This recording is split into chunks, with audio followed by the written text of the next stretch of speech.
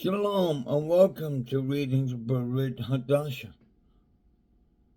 We are in Matthew chapter 23. So enjoy yourself, read along with me, be blessed in reading, starting in Matthew 23 verse 1. Then Yeshua addressed the crowds in his Talmud, the Torah teachers and the Perushim. He said, "Sit on the seat of Moses. So whatever they tell you, take care to do it, but don't do what they do, because they talk, but don't act. They tie heavy loads onto people's shoulders, but won't lift a finger to help them.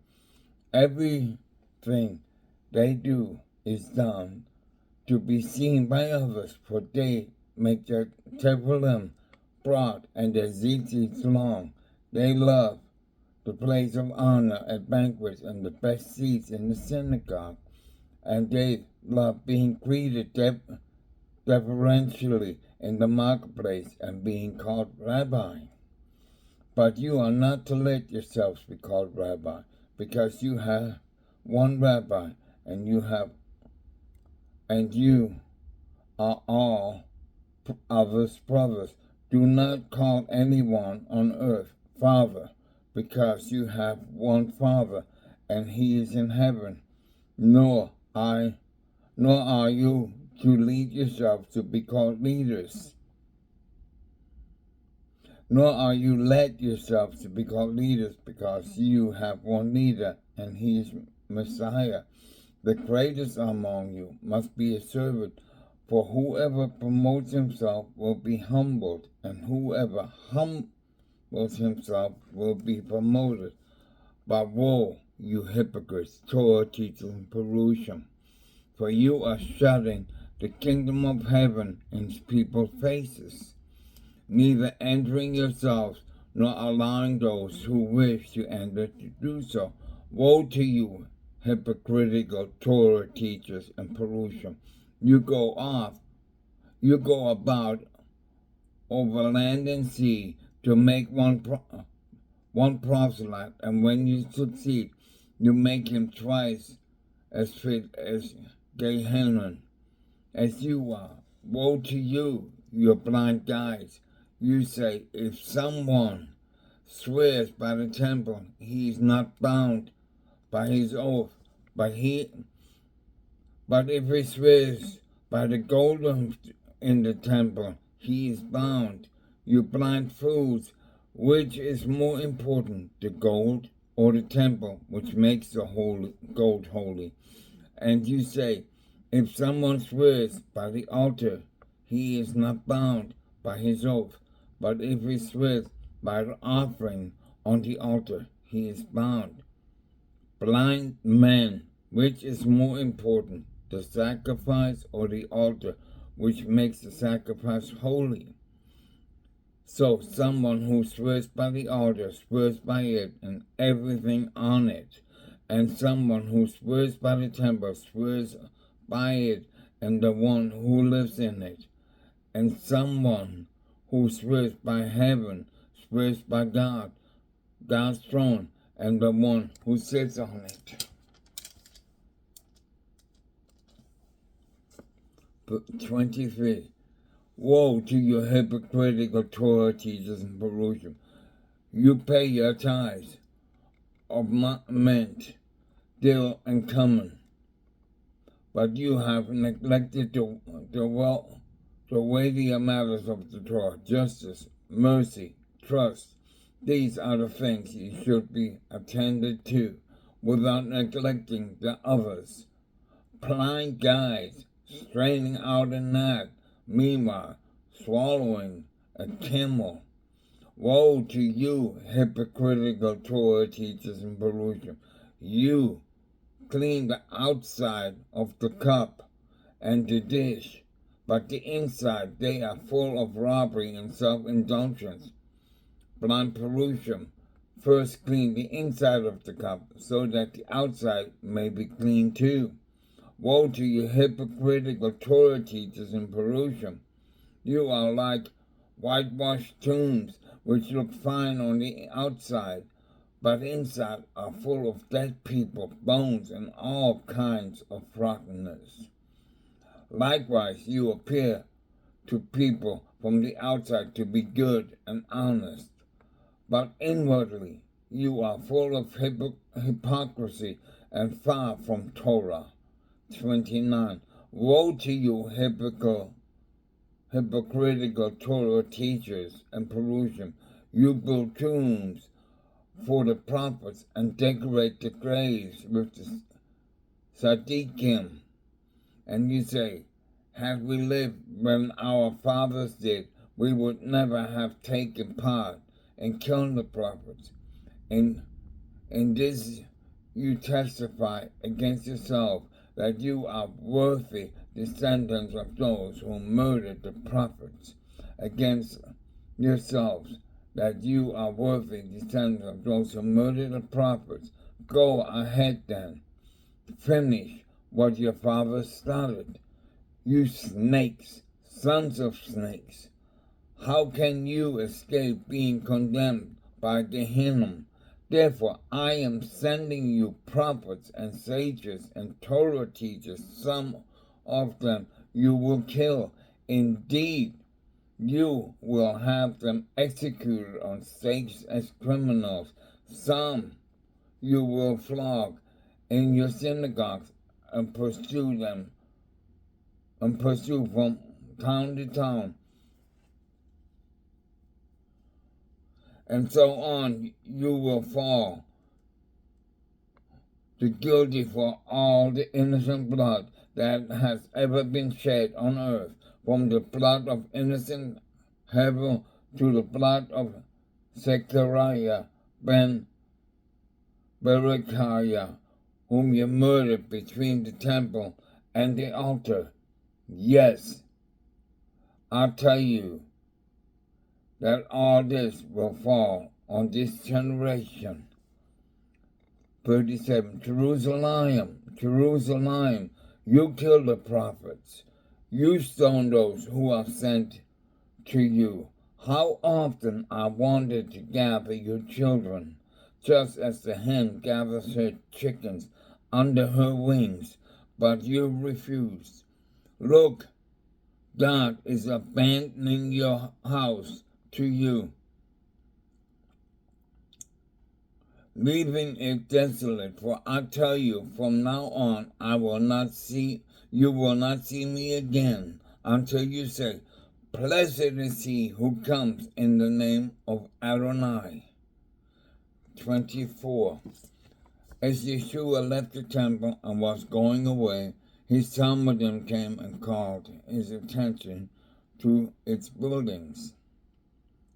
But he answered them, you see all these?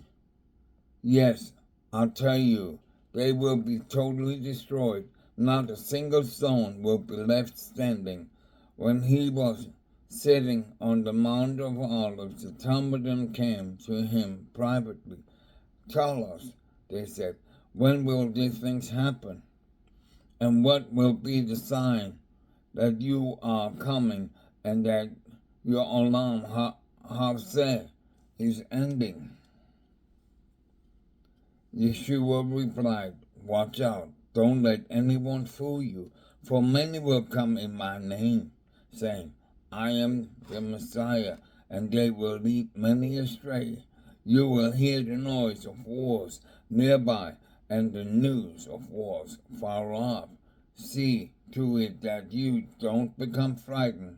Such things must happen, but the end is yet to come. For people will fight each other. Nations will fight nations. For people will fight each other. Nations will fight each other, and there will be famine and earthquakes in various parts of the world. All this is but the beginning of birth pains. At that time, you will be arrested and handed over to be punished and put to death. And all people will hate you because of me. At that time, many will be trapped into betraying and hating each other.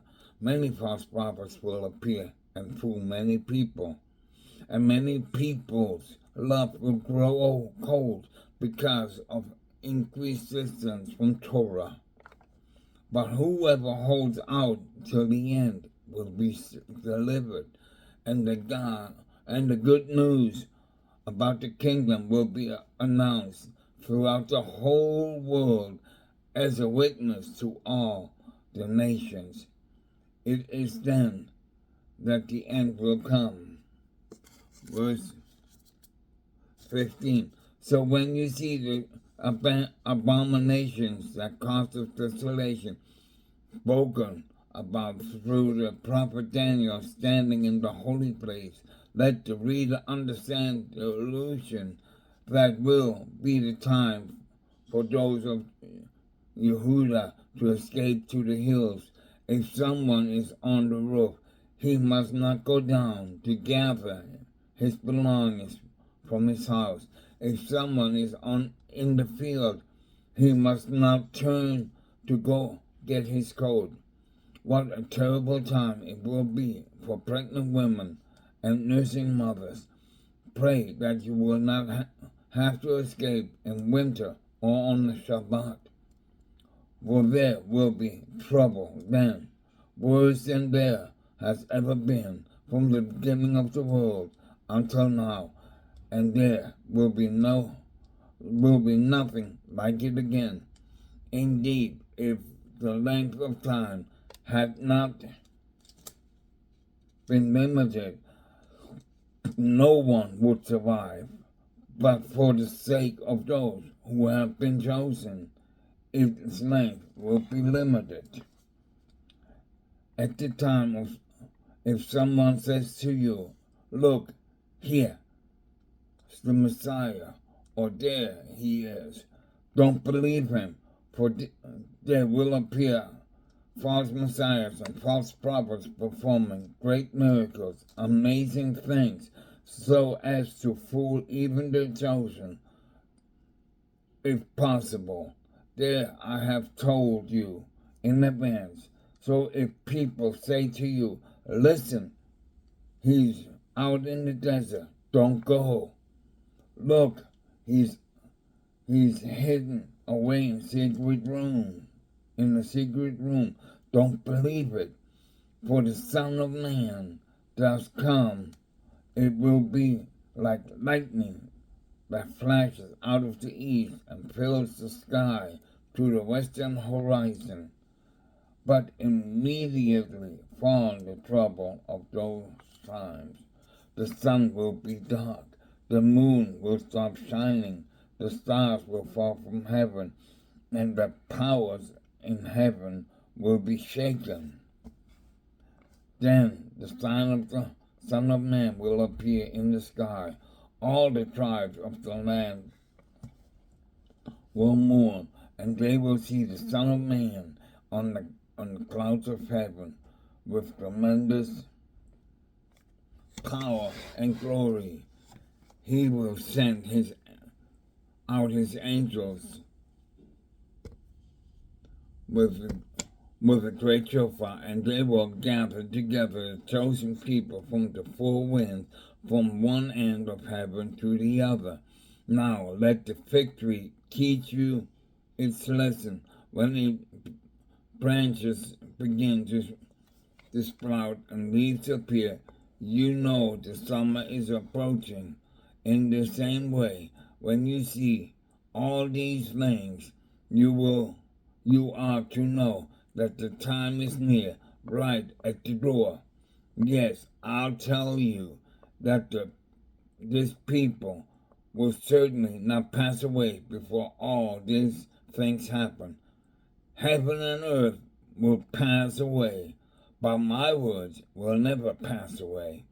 But when that day and hour will come, no one knows, not the angels in heaven, nor the Son, only the Father. For the Son of Man cometh for the Son of Man coming will be just as it was in the days of Noah. Back then, before the flood, people went on eating and drinking, taking wives and becoming wives, right up to the day of Noah entered the ark, and they didn't know what was happening until the flood came and swept the water and swept them away. It will be just like that when the Son of Man comes. Then there will be two men in the field. One will be taken and the other left behind. There will be two women grinding flour at the mill. One will be taken and the other behind. So stay alert, because you don't know on what day the Lord will come. But you do know that this had the owner. But verse 43, but you know this, that had the owner of the house known when the thief is coming, he would have stayed awake and not allowed his house to be broken into. Therefore, you too must always be ready, for the Son of Man will come when you are not